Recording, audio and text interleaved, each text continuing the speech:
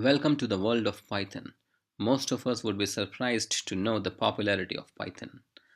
According to TOI Index, which are calculated by counting hits of the most popular 25 search engines, Python has grown in popularity from around below 20, ranking in the year 98 or 2000 to rank 4 now. So in 2018, Python just ranks below Java, C, and C++. And the steady rise has shown the popularity of Python over the years. Then there is PyPL index, which measures the popularity of programming language, and it's an index created by analyzing how often the language tutorials are searched on Google. So if we look at that, 23.6% queries are for Python, which is by far the highest for any language across the world. This shows the popularity of Python language among the masses and its usage. Why is Python so popular? Number one, it's easy to learn. The language is known for its simplicity and elegant syntax. Thus, Python is much easier to read and write than other programming languages. Second, it's free and open source. Python is free to download and to be used commercially. One can even edit the source code and contribute to the community at large. Then, Python is highly versatile.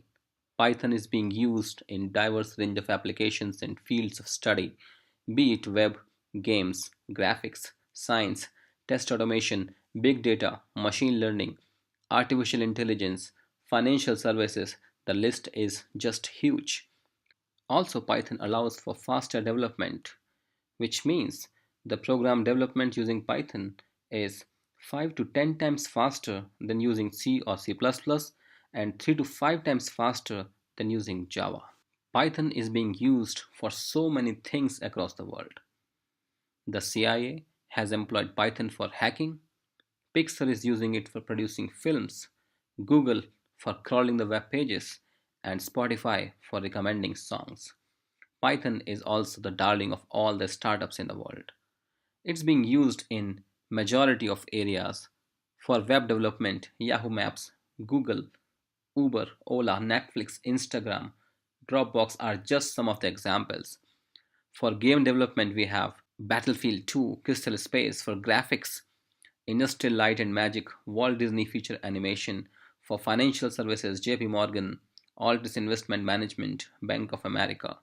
In the field of science, we have National Weather Service, Alpha Gene Incorporation, and NASA using Python. Even in the government fields, we have USA Central Intelligence Agency making heavy use of Python. Business softwares are also distributed using Python, and Thote Consulting and IBM are making heavy use of it. For test automation, you look at almost any company in the world and they will be most probably using Python. For machine learning and data science, there's just one line I'll say rather than how many companies they are using. According to a study by IBM's Jean Francois Puget, Python is the most popular language for machine learning and data science. Such a powerful and widely used language is definitely worth learning, but we should know the art of learning Python. In Python, the focus should be on understanding the language and its capabilities. Unfortunately, what's happening right now is that just after learning the little Python basics, people tend to move over to application areas like web development, game development, machine learning, artificial intelligence, etc. No doubt these areas look impressive, but they are usually good for people who are expert in Python already and they want to learn some new area of application using Python. This approach of learning little Python and then moving to applications can never make one expert in Python programming. Only if you know Python in depth, picking up an application area will be a lot easier.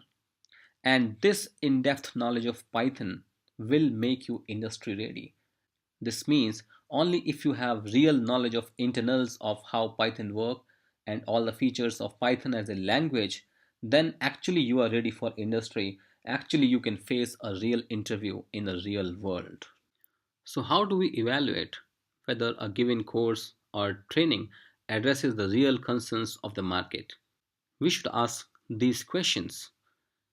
Does the course help you understand object orientation in Python in detail, including inheritance, delegation, the need for new style classes, and meta classes? Does the course help you understand the decorator design pattern in Python and how to implement the function decorators? Does the course help you understand how to profile and benchmark your code to identify bottlenecks? Because only when you know the problems, you can come up with the real solutions. Does the course help you understand that multi-threading is actually slower than even the simple execution due to the global interpreter log in Python? And multiprocessing should be used to really achieve concurrency.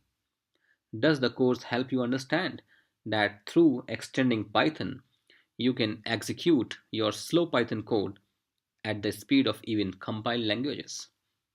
Does it help you understand that through the same extending Python, you can actually import the functionality of any library or framework from any compiled language to Python within minutes?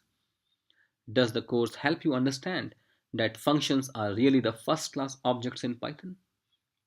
Does the course help you understand the advanced data types like list, tuples, dictionaries, and their associated operations in details, and also the scopes of variables in depth? Does the course help you understand the working of iterators and generators? Does the course help you understand how to do common tasks like network programming, REST API calls, XML parsing, regular expression searching, reading and writing CSV files, package imports in Python? These are some of the basic yardsticks, and if a course is not addressing these concerns, then believe me, we are not actually ready for market. You can ignore the application areas because the companies would like to test you and your understanding on the basics of Python. Only when you are sound in Python should you pick up any application area like web development, game development, artificial intelligence, or machine learning. This is like if the foundation of the building is not strong, you cannot build floors just like that.